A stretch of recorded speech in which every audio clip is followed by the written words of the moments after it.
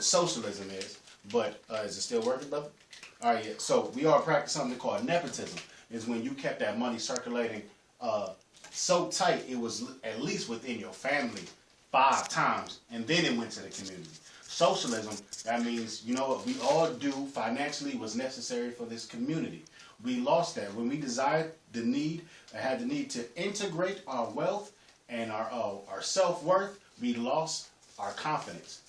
We lost our confidence in each other. We said, you know what? We're going to try to get employed instead of create jobs amongst us and pass down jobs and careers. We're going to try to fit in instead of setting the standards amongst our community. Right. And then while we start slowly decreasing our confidence in each other, that's when crack came in. That's when drugs came in. So now that's when competition came in. And in 1973, I forgot which president did this. He no longer stopped money being when you work at a job. He said, you know what? After you retire, you no longer get paid from that same job. What year you said? 70s? 1973. I forgot what president was in 1973. I can't think of it right now, but it's in 1973. Oh, in 70s, that must have was Kennedy. No. After Kennedy. Who was after Kennedy? Was that Nixon? Yeah. All right, then it was him then. Because in 1973, the president said, you know what? After you work a job, you can no longer get paid. Because prior to that, if you stop working at a job... Deontay, grab that brew and put it on the edge of the table on the other side. All right. Put it right here in front of the camera. Right. You know what I'm saying? Boom. He said you stop that. So that means a lot of people couldn't stop working early. You stopped getting paid from that job. So that definitely cut a lot of ties in the umbilical cord from the government and to the people financially.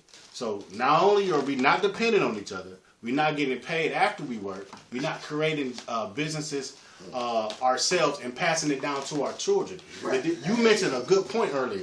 You said you mentioned a good point earlier. You was like, well, you did something for your son and you paid the way. Follow it. At the same time, what we're also not doing, we're not teaching our children trades ourselves. It was a time when you can teach your son or your child a trade at the house. And you say, look, I learned this here. And that was good enough. But now you got to pay for school to pay for school. Amish kids got mad trades before they hit 12 years old, they got a trade. They got it. We started becoming so dependent and codependent on the government for providing us. Thank you. And then Go get a job. As if that is the only way. For what we can do, now this is not no plea or no complaint. This is like, well, this is how we fucked up. This is what we need to do again. The main thing we first need to do is that anybody who knows a trade in the community, let's teach them. Let's learn skills. Actually, I want to know, is this what to what you're saying? Go ahead. Now, true enough, like I said, I used to be out in these streets doing what I was doing. Yes, sir. But by I had a family, you had to be forced. I understand what a certain ethnic person is doing. You be forced to do that in certain situations. But if that person that did that didn't have a backbone or have any support, then he was forced to do what he felt like he had to do. Now, now the next generation come and they feel that they ain't got no other choice, but they got a before that generation come. Hold on. Yeah, listen to this. But they got a mama and a father and the aunties and cousins that love you to death. So that's a support system, right? Mm-hmm. Okay, so you don't use that support system, and then you just want to dive into some shit that you don't know about, and then just blame it on I don't have. So where in this conversation is you going to say, I need help, family? You know what I'm saying? A lot of people don't, even though you know how you have skills, you've been taught your child those skills and how to get money. Here's two things that's attacking them. For one, they're being attacked social media and media-wise because it's saying, like, you know what? This is what its success looks like. Right. Success looks like you driving in this and whatever like that. At the same time, So they seeing that. And at the look, same time, look, if I know that, you don't know money that, management. Just because you know how to get it, do you know how to keep it and have your money making it for you?